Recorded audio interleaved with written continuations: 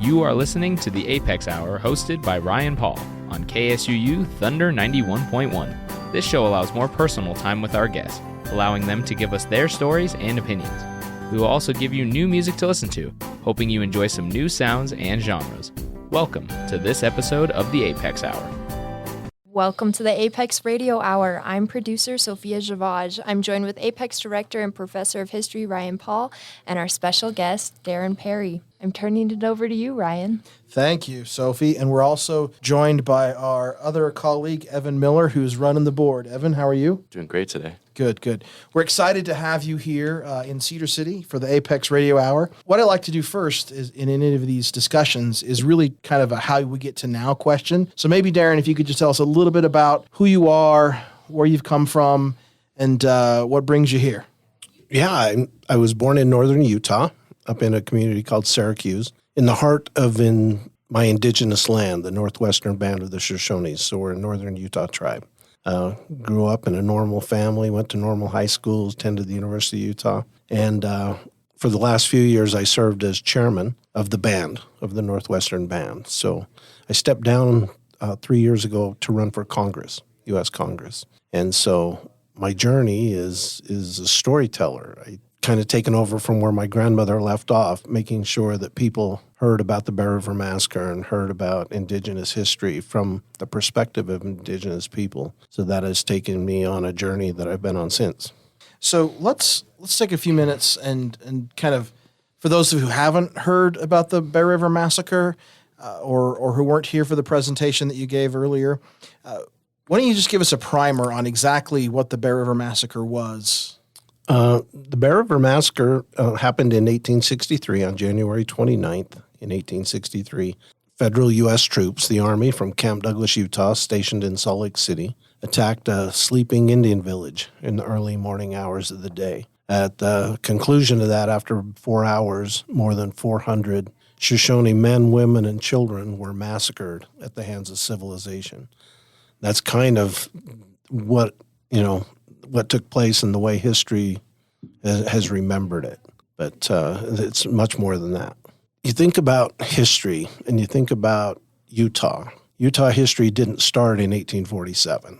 The coming of the Mormon pioneers brought, for the Shoshone people and many other tribes of Utah, brought different cultures and different than anything they'd ever known. And so when Brigham Young and the first pioneers got here, they encountered the first peoples that were here. And they encountered the Shoshone people.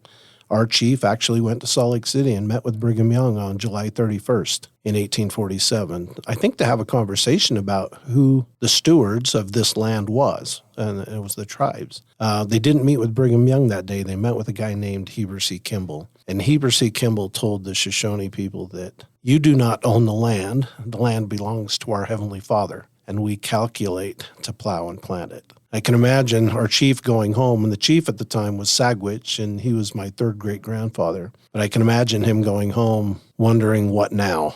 You have two different groups of people living two different lifestyles. Well, as years go by, more and more saints arrived to the valley. Good land was becoming scarce. It was then in 1855 that Brigham Young sent a man named Peter Mon north to colonize the Cache Valley for good. Now, I live in the Cache Valley today. That's what I call home.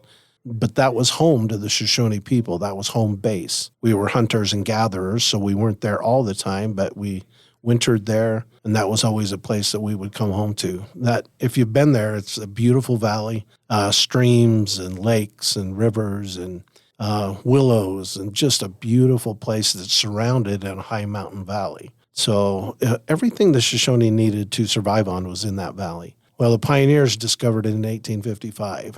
That first year, there were 20.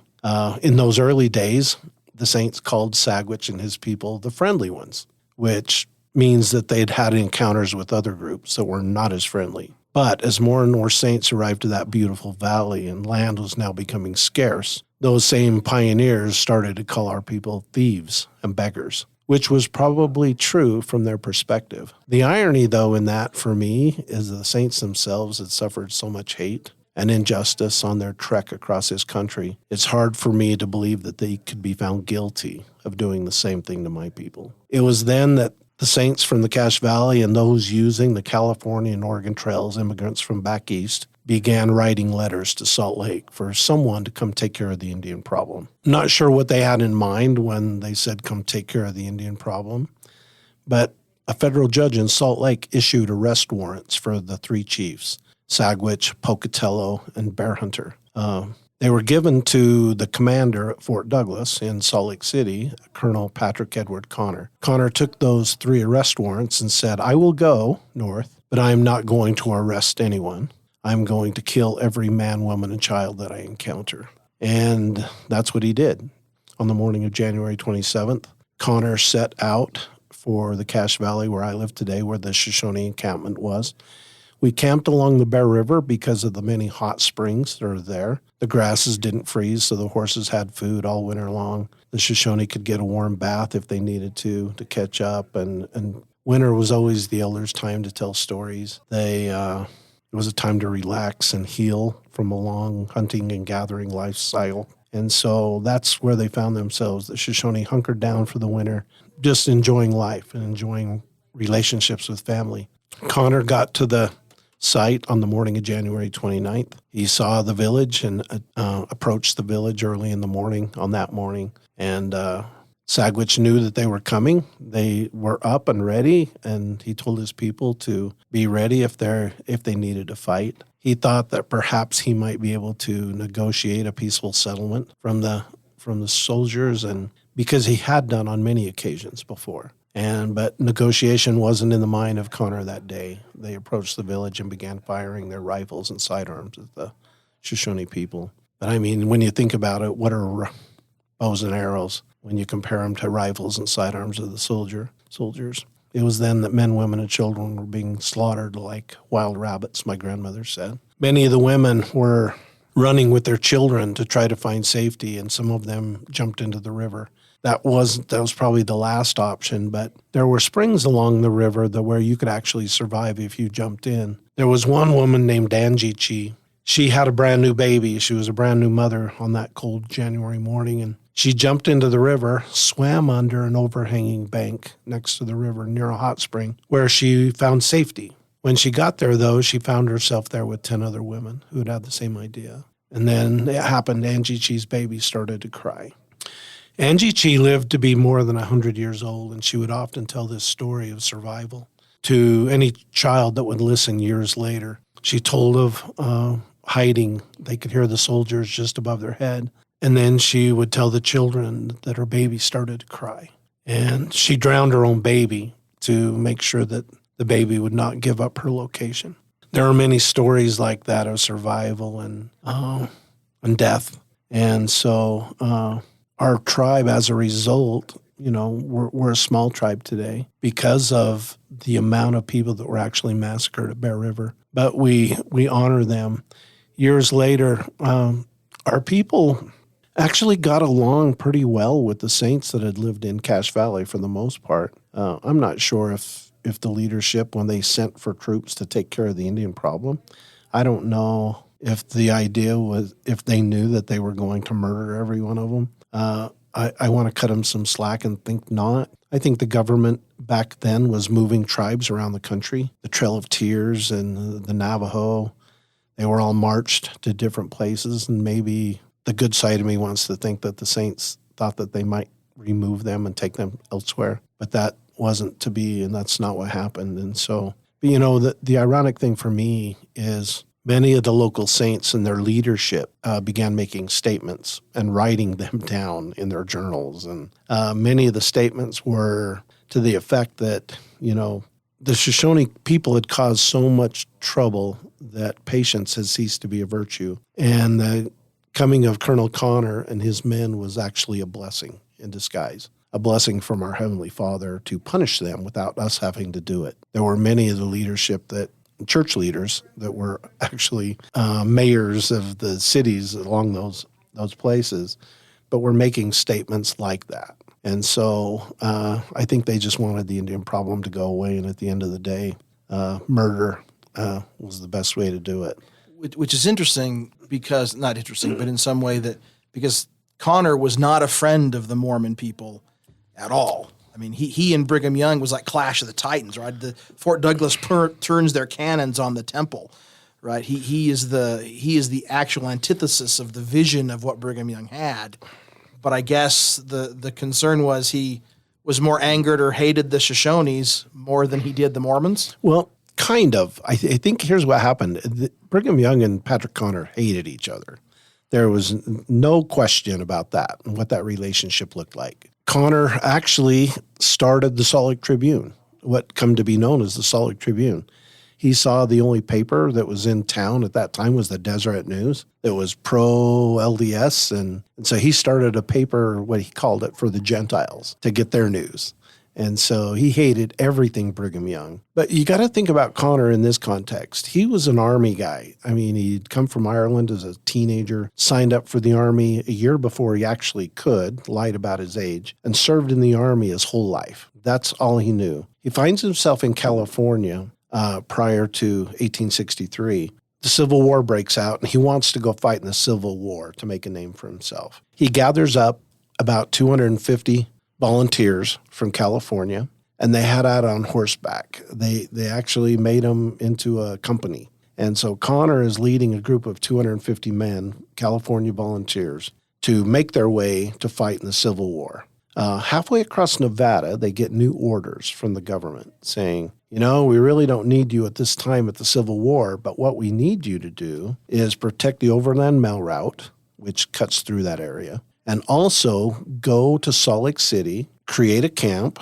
and keep an eye on the Mormons. We think the Mormons are going to succeed from the Union. They might join the South. They might join Mexico. We're not quite sure, but we don't trust the Mormons in this. And so Connor was sent there, and he did exactly that. He set up and aimed his cannons at the temple to intimidate any Mormons and keep them in line. Now, I mean, the Mormons aren't causing trouble. And so he finds himself there for a couple of years with nothing to do, really. He's actually sending his men out on scouting excursions, and he's actually known as the father of mining in Utah because they discovered so many things out of their sheer boredom of being there and babysitting the Mormons. So, well, and he saw, if I'm correct, he saw mining as the antidote to Mormonism, right? If we can find more people to extract these minerals, that'll bring in all these Gentiles, if you will, into Salt Lake and upset the balance of theocratic government. Way more Gentiles than Mormons if we could bring mining to here. And the railroad too. I mean, he saw it as a way to combat Mormonism in his mind. And so that's kind of where Connor ends up being. He ends up in Salt Lake. He's bored to tears. He isn't making a name for himself. He isn't killing people, what he thought he was going to do. And now he gets, these letters from saints in Cache Valley. We've got Indian trouble up here. Come take care of the problem. And so for him, it was an easy decision to go north. And the federal judge actually gave him orders to arrest the three chiefs, and he said he wasn't going to do it. He was going to go, but kill everybody he encountered. And he did. Everybody that couldn't get away was massacred. And the reason we think it's more north of 400, the day after the massacre, Brigham Young sent 3 men to find wounded, any survivors, and to count the dead. And all 3 of those saints that lived in the closest community, which was Franklin, the lowest count was 461, and they independently counted all of the bodies. But one of the gentlemen put in his journal that it was brutally hard to count the dead because there were 8 deep in some places and 3 to 5 deep in other places. And then he said this, he said, you could walk on dead bodies for a quarter mile without touching the ground. And so I can't imagine trying to count that many people dead. You're certainly not counting those who had jumped into the river and were swept away and died as a result. But the lowest count was 461. So we know it was north of 400. We know that. We know how many lodges were there, 70. We know 8 to 10 people usually lived in a lodge. So there's a lot of evidence for the number. And not that the number is important, but Connor sent in a report to his superiors after the massacre, and he only counted 235. And then in pencil, after the 235 number, he put in parentheses, bucks. which means he only counted the men. I don't think it would have reflected well on him if he would have said, oh, and by the way, we killed 200 women and children too. And so history, sometimes I get challenged on the number. And while the number isn't important, the number is important because just of the sheer loss of life. We have a national park in Colorado, and 200 Arapaho and Cheyenne people lost their life in that one the year later. And so to have something like the Bear River Massacre happen and nobody knows about it, and just the vast amount of people who did it. And, I think the only reason I can explain it, the Civil War is going on. The news of the day was always what's going on in the Civil War. It wasn't reported on very much at all. And so just not a lot was written about it. Deseret News wasn't going to write about it. I think the Mormons shared responsibility in it. And so, So do we know what percentage of the tribe that would have been? That was probably two-thirds. Two-thirds of the tribe. So the Bear River Massacre happens in 1863, and then the tribe under your third great-grandfather, Sagwitch, really has an amazing story of survival in a way and adaptability that I want to talk about after our break. Okay. Now, we know that you are enamored with the singer Lainey Wilson, and so those of you who's listened to our podcast before know that we always try to get some songs that our guests like. So our first break is a song by Lainey Wilson called Heart Like a Truck.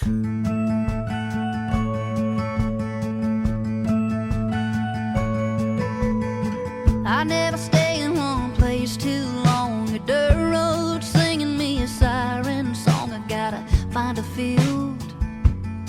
I need to spin my wheels. I got a hankering for 4 wide tires, and I can't help it. It's the way I'm wired. Boy, you get too close. Boy, you need to know. I got a heart like a truck. It's been drugged through the mud, runs on dreams and gasoline, and that old highway holds a key. It's got a left foot down when it's leaving. Lord knows it's taking a hell of a beating. A little bit of love is all that it's needing, but as good as it is tough, I got a heart like a truck. There ain't no breaking when I throw it in drive. Don't always keep it in between the lines. If you're ready for a ride, pedal down, state of mind. Boy, I tell you what, you better buckle up. I got a heart like a truck. It's been drugged through the mud, runs on dreams and gasoline, and that old highway holds a key. It's got a left foot down when it's leaving. Lord knows it's taking a hell of a beating. A little bit of love is all that it's needing, but as good as it is tough, I got a heart like a truck.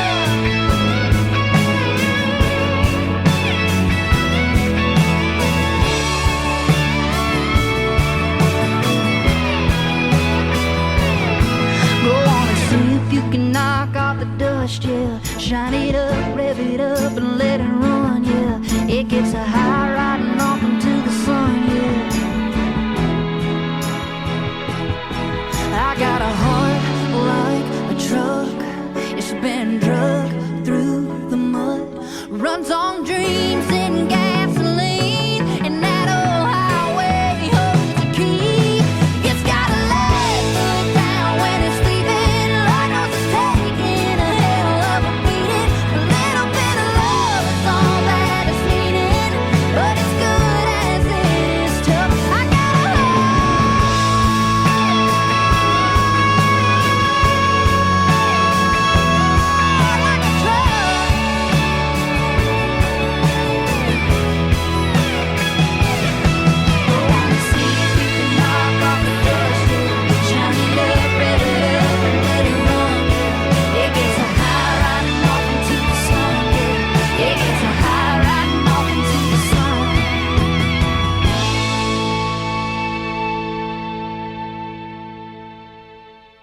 That was Heart Like a Truck by Lainey Wilson. You are listening to the A.P.E.X Radio Hour here on KSUU Thunder 91.1. I'll turn it back to you, Ryan. Thank you, Sophie.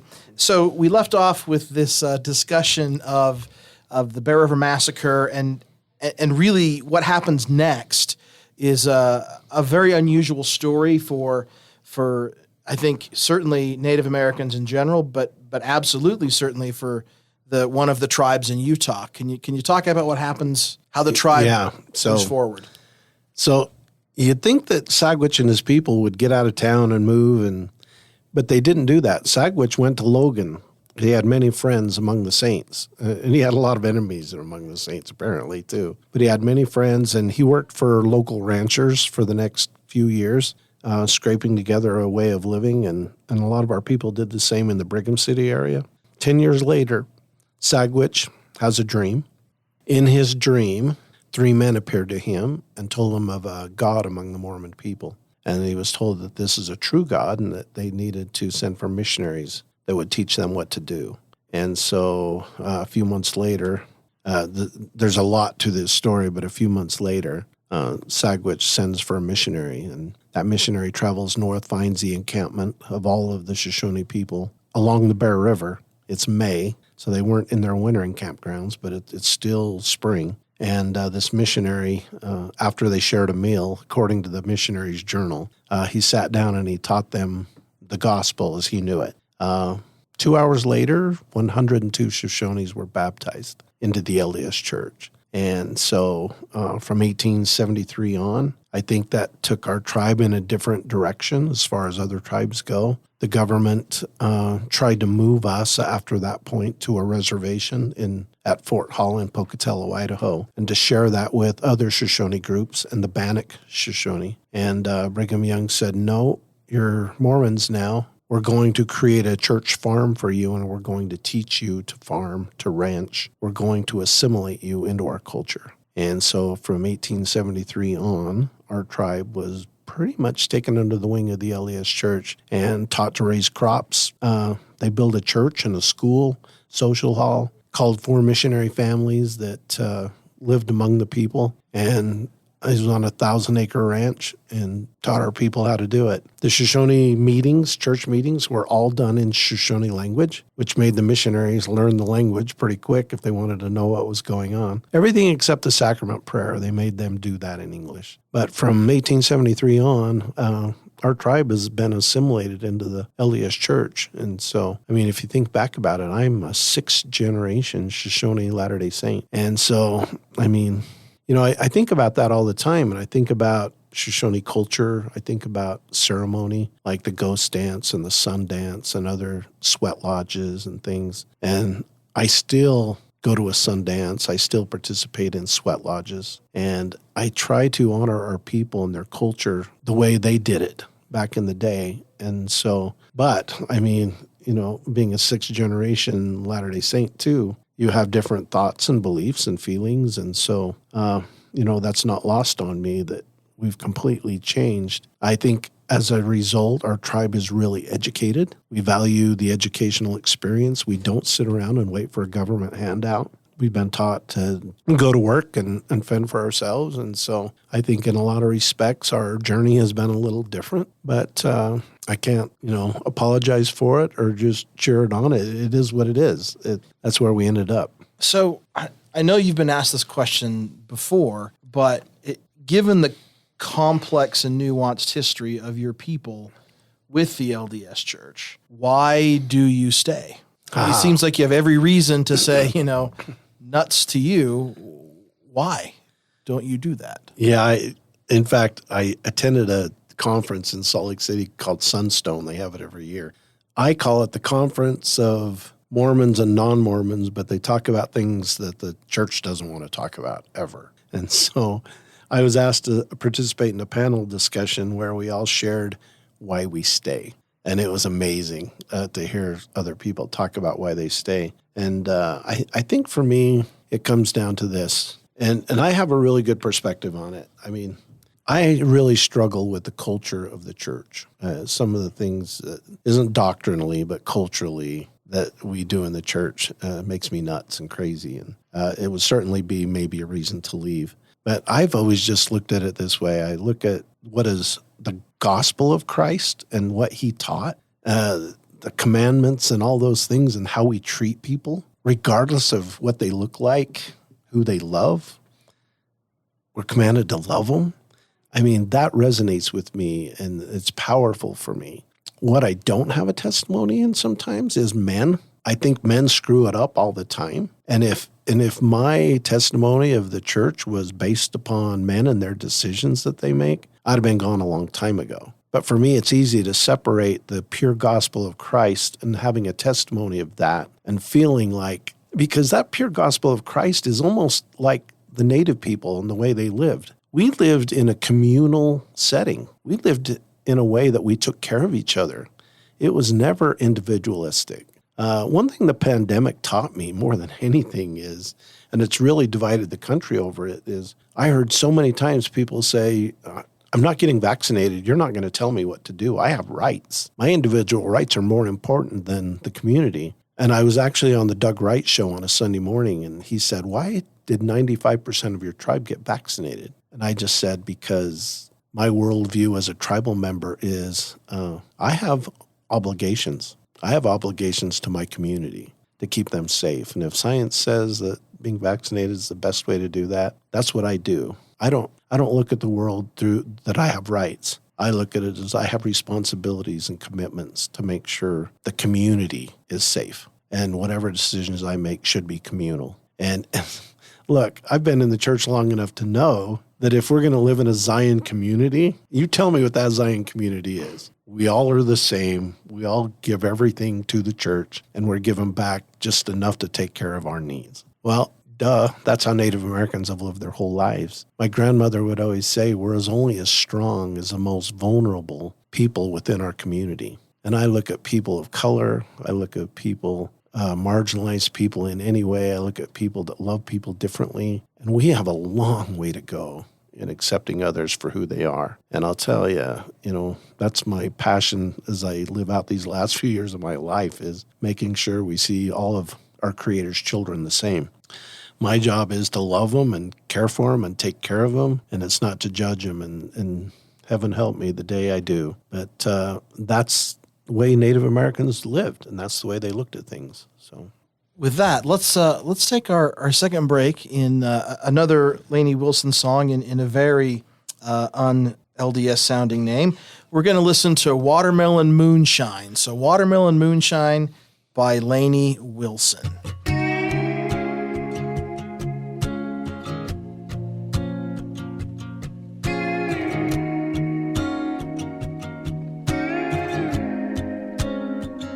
It was right after senior year, just before the summer disappeared.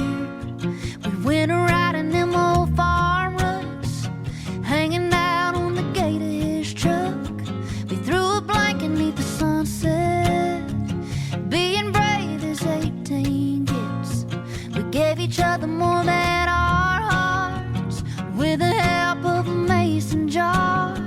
Drinking watermelon moonshine, cut the barn with a little light, parking back in them kudzu vines. I was his and every bit of that boy was mine. Too young to know what love was, but we were learning on the sweet buzz. There's never nothing like the first time, and mine's always gonna taste like watermelon moonshine.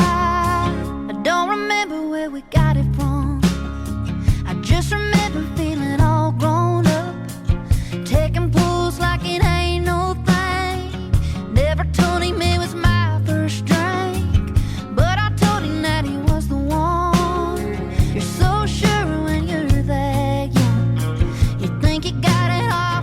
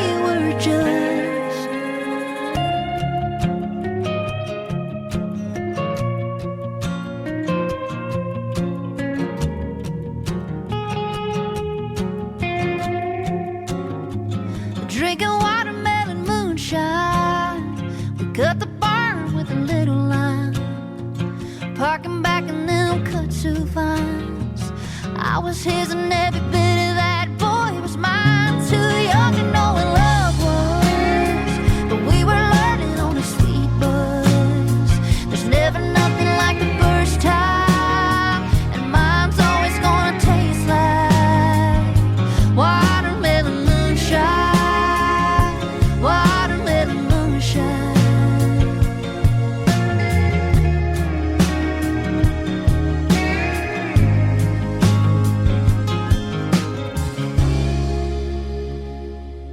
That was Watermelon Moonshine by Lainey Wilson. You are listening to the A.P.E.X. Radio Hour here on KSUU Thunder 91.1.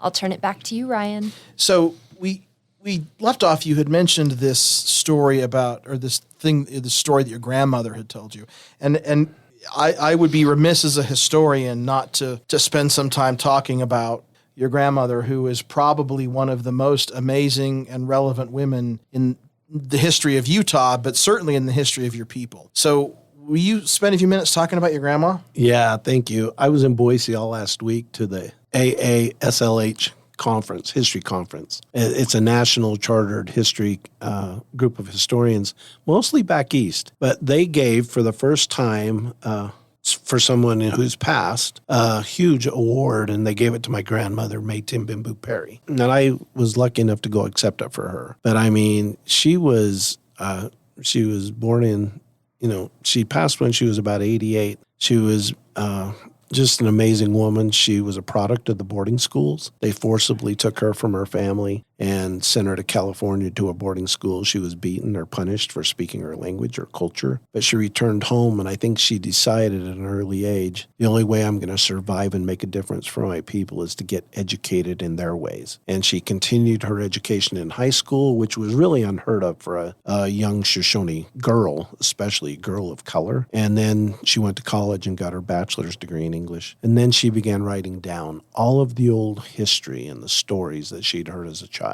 Stories that I had heard from her, how the coyote stole fire, how the bald eagle became bald, stories that teach values and how to be good citizens and good participants in a community. And those are the stories that we grew up hearing, not stories of capitalism, not stories of how to make a buck and get rich at the expense of the land, but values that teach us how to live among each other in harmony and how we treat one another with respect and love. So that's how I grew up, learning from a tribal elder like her. And she was an amazing woman. She passed when I was 18 years old. I knew her well.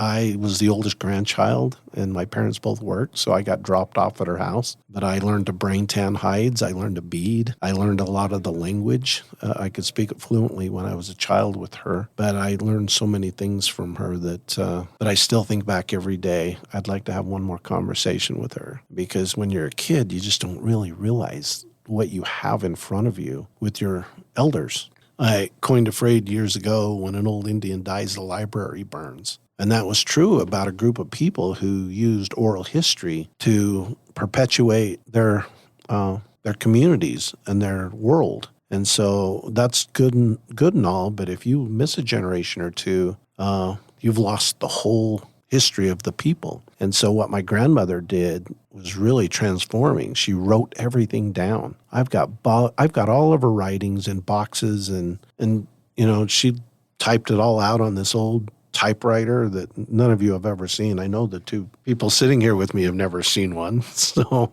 I can't imagine her doing what I can do today. I can speak into my computer and it'll dictate everything I say and then print it out. I mean, if she would have had stuff like that, who knows what she could have produced over her lifetime. But she was an amazing woman. We have NAGPRA, the Native American Graves Reparation Act. She was part of the commission, put on this commission by the President of the United States to come up with that. So she actually got the National Park Service used to call the land where my people were massacred the Battle of Bear River.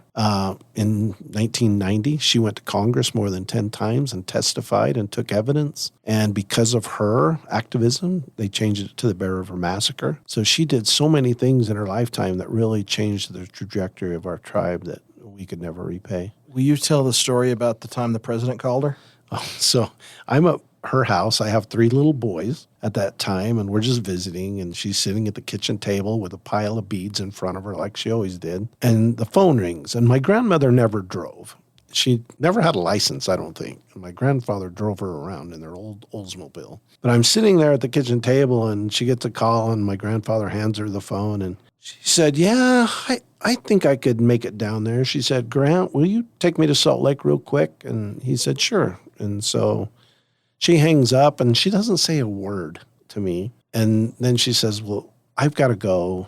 And I said, you're going to Salt Lake? Why are you going to Salt Lake? And she goes, well, that was President Clinton, and he's in Salt Lake, and he has an extra hour, and he wants me to come to Air Force One out on the tarmac and visit with him for the extra hour that he's here.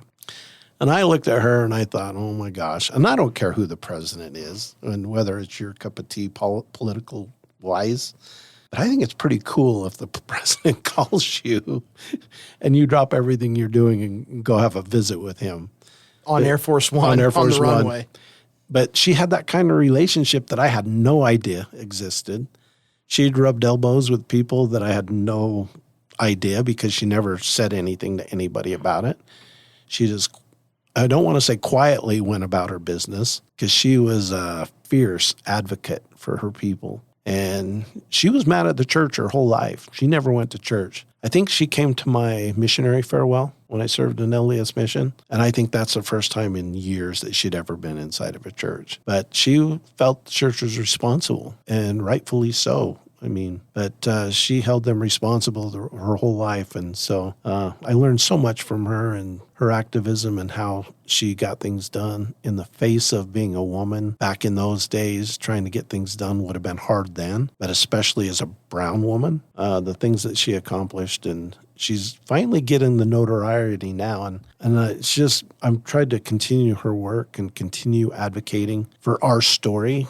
And look, our story is our story. And it doesn't mean that ours is any more true than anybody else's. But for me, it's about being able to share our perspective and the Shoshone perspective. When Winston Churchill said that history is only written by the victors, that means we've gotten years, hundreds of years of a perspective from people that won. Native Americans never won. And so finally, people are listening to from a perspective of the people who lost, but what a perspective it is. And there's a lot of lessons of life that we can learn from those people.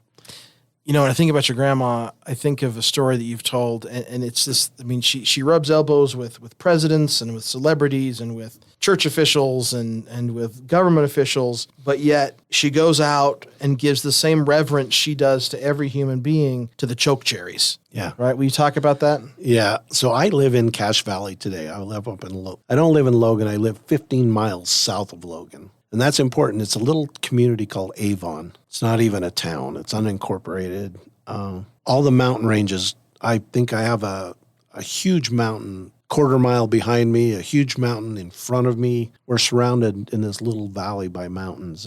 But choke cherries and elderberries and serviceberries grow like crazy down there. And there's a river that runs through it. And so I live in that community, and the choke cherries were just on. They just are ripe at the end of summer. And I harvest choke cherries for the syrup and jam, and we make it all the time. But I remember getting in her car as a young child and going on the longest ride, I thought, of my life. And it was to the Cache Valley where I live today from Clearfield, Utah. Actually, it's like 45 minutes, but I thought it was forever.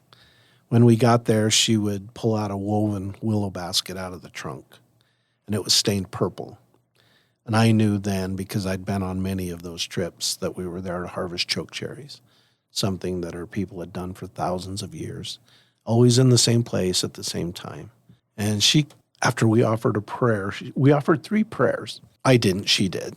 She'd offer a prayer to the Creator. She'd offer a prayer to Mother Earth. And she'd offer a prayer to the berries themselves. And then she began picking those berries with such care that she wouldn't even harm a leaf on a tree. That's the kind of respect that she showed them, what she calls our non-human kinfolk. Trees, rocks, animals, plants, water. Those are all non-human kinfolk, which tells me kinfolk to me means a deeper relationship. It means we're related. And so when she refers to the environment as our non-human kinfolk, that tells me that that relationship is different. And she wouldn't even harm a leaf on the tree. And she'd pick some and leave some. And I finally asked her, why don't you just clean the whole branch off? And she said, I want to leave something for those who were going to come after me, for those who could not make it to the mountain today. And I want to leave some for those that will come in the future and for the birds, our bird relatives. And so she just taught me a way of looking at things from a little different perspective than most of us look at things. I think that one of the exciting things for me, having gotten to know you over the years, is that you have also continued that legacy, not only in your communicating your culture, but in the idea of indigenous values and how they incorporate into modern society. And two things specifically that have always stuck with me. One is every year on July 24th, you do a social media post, and it's very similar every year. It's not always the same. And that sticks with me. My wife even says, when I mentioned I was talking with you today, and she says, this is my favorite social media post every year. So can you talk about that? I mean, July 24th is, for those who don't know, is the day that in this state we celebrate the arrival of the Mormons into the Salt Lake Valley. It's a state holiday. It's been a state holiday for a long time. Massive parades and family gatherings and all kinds of things. But you have a different take on that. I do, and I don't even call it Pioneer Day. I call it Manifest Destiny Day. And for those of you who don't know that term is, you can do anything in the name of religion and God. God wanted the Mormons to be here in this community, and so whatever happens outside of that is okay, because God wanted it to be okay. If the Shoshones or Utes needed to be exterminated to make sure that this group of people can come out here for their religious reasons, then everything's okay. Well, it's not okay. And so I just look at it as, and I try to be pretty good about it, but I just share a perspective that, it's not okay. And the creator that I worship is not okay with that policy. And I look at it in a way that, tell your story, honor the pioneers. There's nothing wrong with honoring your ancestors that actually did a terrific feat. Coming across the plains in pulling a handcart or pushing a handcart, kudos to you and your ancestors, absolutely. But let's not stop there. Let's tell all of the stories. Let's tell the hard stories. Let's not tell just the stories that make us feel good and bring us joy and happiness, because by you telling your story, your pioneer story, you're not telling the stories of genocide. You're not telling the stories of the black slaves that were brought here by the pioneers. There's many untold stories that are not being told. And so for me, it's just about recognizing everybody. Everybody's perspective is important, and you can't just celebrate one at the expense of others. And so I try to highlight a different aspect of that. What happened this year that really surprised me more than anything else is I was contacted by Deseret Book a month prior to and said, we're going to have a program, a wonderful concert program at This Is the Place Monument on Saturday the 22nd. Would you come down and give a 10-minute talk? All of our speakers are going to be people of color, and we're going to entitle this The Hard Stories That People Have Never Heard Before. And so I was skeptical a little bit because it's a Deseret Book who is owned by the church. But they absolutely knocked it out of the park. The people that they had come and perform, the Bonner family that talked about the black legacy of pioneering, who joined the church. There was hoop dancers. There were other Native American people there that told stories of hardship and perseverance and adaptation. And I was just lucky enough to be part of that program. And it really changed my perspective. Didn't change my perspective on the day, because there are still those who, if I go to church on the Sunday closest to Pioneer Day, I almost have to take a Xanax to survive these pioneer stories I hear from the pulpit. But until we start honoring all of the stories, part of the story and part of the picture is not the whole story. Let's talk about all of it. And in a way that doesn't put any of us on the defense. I mean, when I talk about the massacre and what it did to my people by the pioneers, I do it in a way that try to not be too judgmental, because at the end of the day, we're all in the same canoe now, and it wouldn't do me any good to shoot a hole in the bottom of it. And so my message is always one of, let's talk about hard history. Let's talk about the past, but let's talk about learning from it and what we can do going forward to make this world a better place. Because that should be the story. Speaking of story, before we go to our final break, can you just share with me my favorite story, my favorite Darren Parry story? You know what I'm going to ask. I do. Will you share that story, please?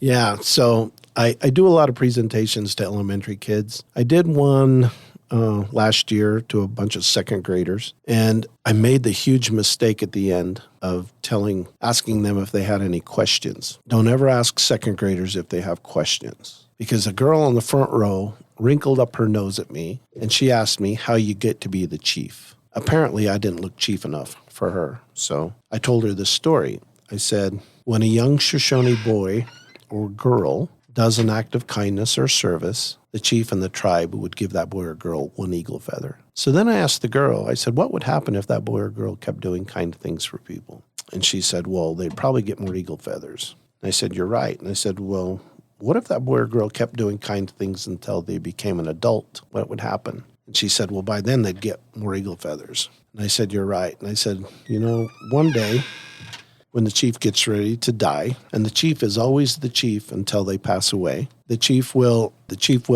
call everyone together, and he'll say, I'm about to meet my maker. I need to select a new chief. I want all of you to pull out your eagle feathers and show them to me. And it was the person that had the most eagle feathers who would become the new chief. And so I told this little girl, go be a chief today. Go be a leader in your community. If someone doesn't have somebody to play with at recess, go play with them. Sit by somebody at lunch that's sitting by themselves. If you will be kind and if you will serve your students and the people you know, you'll become a leader in your community. Leadership that's not rooted in power and authority, but in service and kindness and love and wisdom. And I said, that's the kind of leaders this world needs today. And so I always leave every lecture and every talk I give with that message, because the world needs that kind of leader today. Yes. Thank you. Amen, brother, as they say in the business. Let's go to our final break as we get to the last exciting segment of our podcast. So this song in honor of Darren Parry from Lainey Wilson is called Wait in the Truck by Hardy, featuring Lainey Wilson.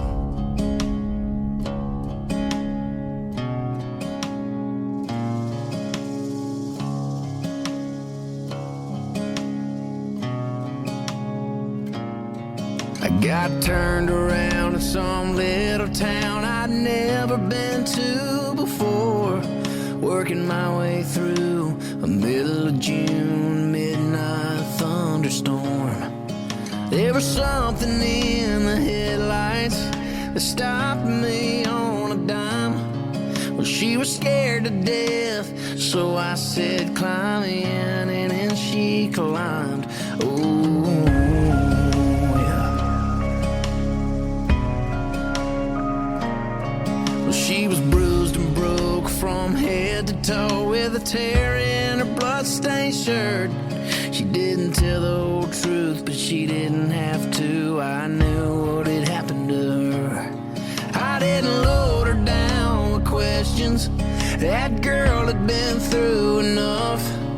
I just threw it in drive, looked in those eyes, and asked her where he was. I don't know if he's an angel, 'cause angels don't do what he did. He was hell-bent to find a man behind all the whiskey scars I hid. I never thought my day of justice would come from a judge under a seat, but I knew right then I'd never get hit again when he said to me, wait in the truck, just wait in the truck. Well, I knocked and knocked and no one came, so I kicked in his double-wide door. I let the hammer drop before he got to that 12 he was reaching for.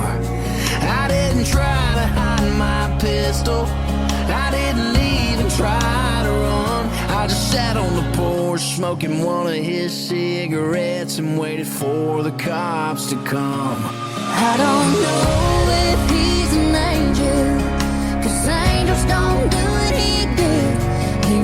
hell-bent to find a man behind all the whiskey scars I hid. I never thought my day of justice would come from a judge under a seat, but I knew right then I'd never get hit again when you said to me, Wait in the truck, just wait in the truck. Whoa.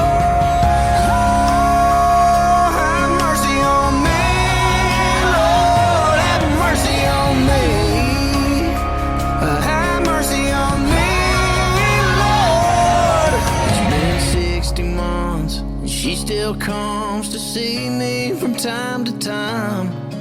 It was worth the price to see a brighter side of the girl I picked up that night. And I might be here forever. It ain't paradise, that's true, but it's a whole hell of a lot better than the place I sent him to. Yeah. Wait in the truck, just wait in the truck. Wait in the truck, just wait in the truck. Have mercy on me, Lord, have mercy on me. Have mercy on me, Lord.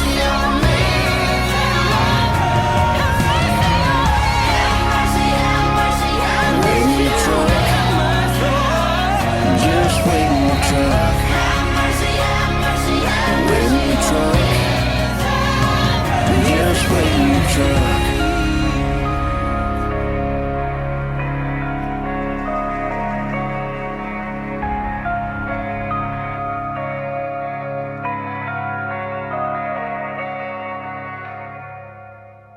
That was Wait in the Truck by Hardy, featuring Lainey Wilson. You are listening to the A.P.E.X. Radio Hour here on KSUU, Thunder 91.1. I'll turn it back to you, Ryan. Thank you. For those of you who've listened before, know that this is an exciting part, the last little bit of our segment here, where we talk about what is bringing us joy. So we always start with our guest. We've added a new function of this. So normally it's what have you watched, read, or listened to, but now we've had lots of gamers, video games, board game players. So now we're also going to add played. So Darren Parry, what are you currently watching, reading, listening to, or playing that is bringing you joy? Great question. So I'm reading now, and I'm rereading the Sound County Almanac by an old guy named Aldo Leopold. The funny thing about that is, a month ago I spoke at the University of Wisconsin in Madison, and they kept talking about this Aldo Leopold guy in Wisconsin. I'm thinking, who the heck is that? And so finally at a dinner one night, I asked one of the students, grad students there in environmental studies, who's Aldo Leopold?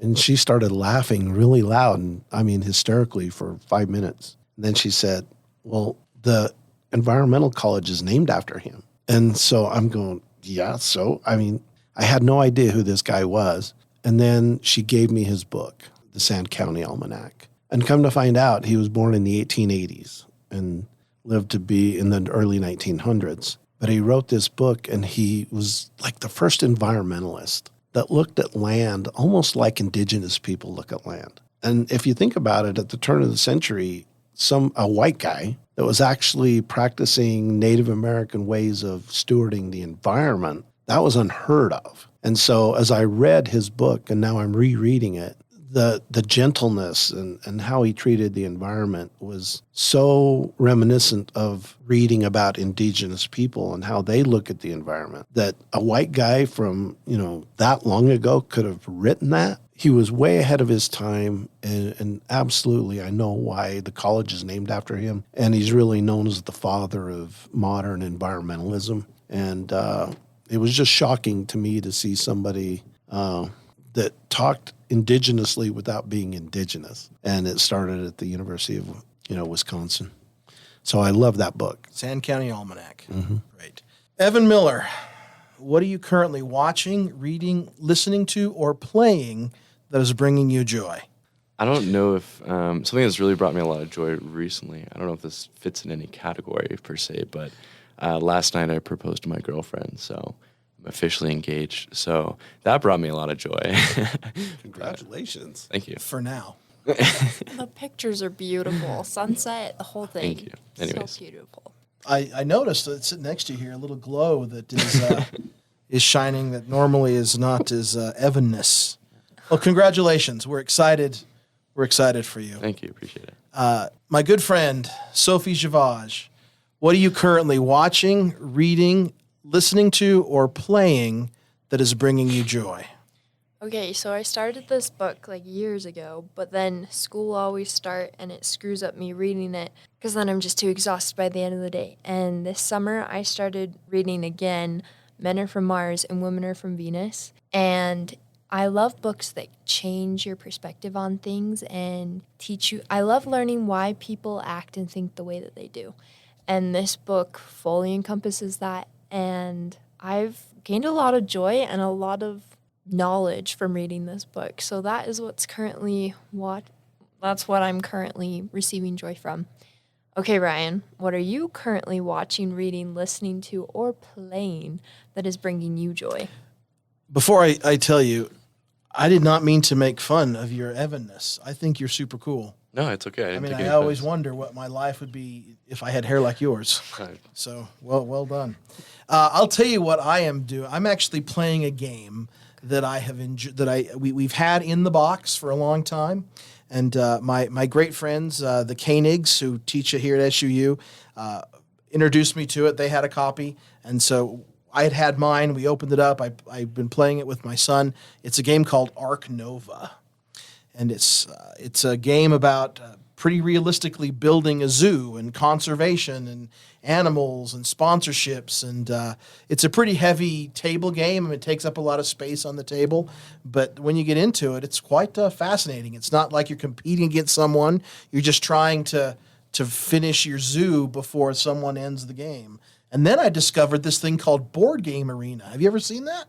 You kids should know about that. It's an online thing that you can sign up for, and you can play these games all over the world online. So like the other day, my son and I played a game of Ark Nova online. So you could sign up. We could all play together. Wouldn't that be fun to do, right? Yeah, it would be. All right. Thank you, everyone. Thank you, Darren, for being here. We're so grateful that you took the time to come down and share your wisdom with us. We will go out on another song that we have picked especially for you, which is Save Me by Jelly Roll, featuring Lainey Wilson. Thank you, everyone, for listening to the A.P.E.X. Radio Hour, and we'll see you next week.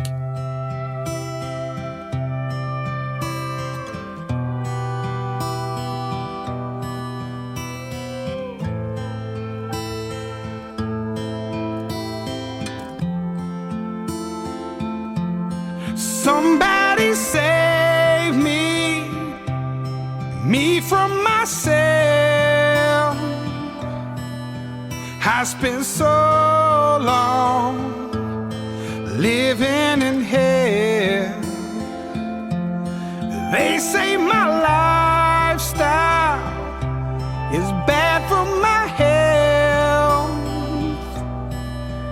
It's the only thing that seems to help. All of this drinking and smoking is hopeless, but feel like it's all that I need.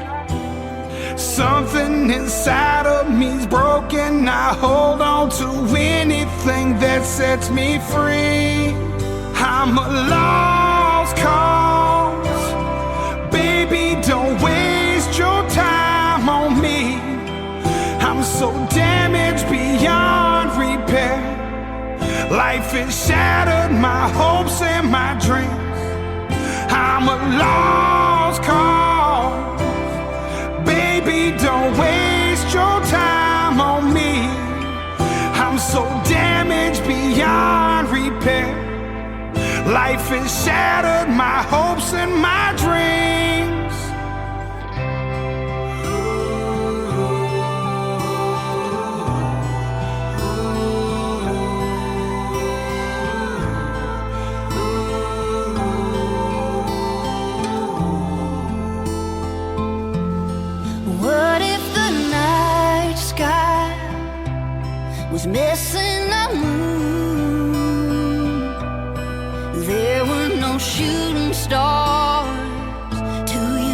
wishing on you. And all of my sorrows, I just wash them down. It's the only peace I've ever found. All of this drinking and smoking is hopeless, but feel like it's all that I need. Something inside of me's broken. I hold on to anything that sets me free. I'm a lost cause. Baby, don't waste your time on me. I'm so damaged beyond repair. Life has shattered my hopes and my dreams.